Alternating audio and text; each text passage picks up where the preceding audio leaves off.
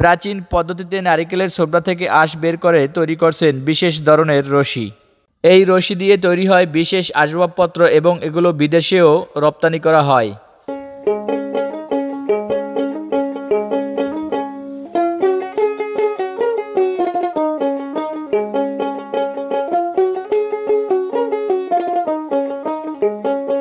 কয়েক শত বছর আগের বিলুপ্ত পেশাকে ধরে রেখে জীবন অতিবাহিত করছেন মাত্র হাতে গোনা কয়েকটি পরিবার। কোনো প্রকার আধুনিক মেশিন ছাড়া সরাসরি হাতের মাধ্যমেই তৈরি হয় এসব রশি, যার কারণে মানে অনেক ভালো ও টেকসই।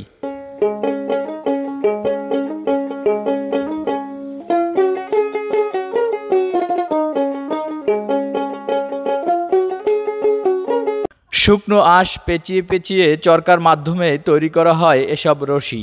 বাজারের প্রচলিত রশি থেকে অনেক বেশি টেকসই ও দীর্ঘস্থায়ী হয় এগুলো।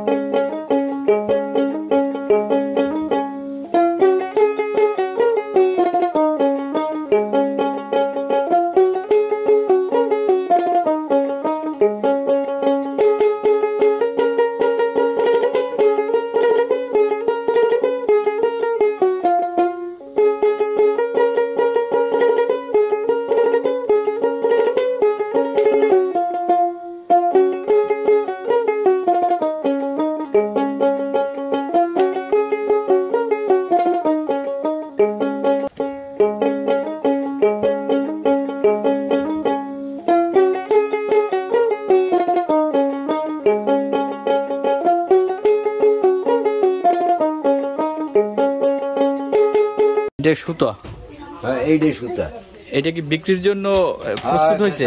এটা তৈরি করছি। তাই এটা বিক্রি করবেন কোথায়? বাগেরহাট। বাগেরহাট? যে এগুলো তো বিদেশে যায়। বিদেশে যাইবে? দেশের বাইরে? হ্যাঁ। কত করে বিক্রি করবেন এটার মন? এখন এখানে 130 টাকা কেজি। 130 টাকা 1 কেজির মূল্য? হ্যাঁ। তাহলে আপনার সারাদিনে কয় কেজি সুতা তৈরি করতে পারেন? ধরেন 10 কেজি।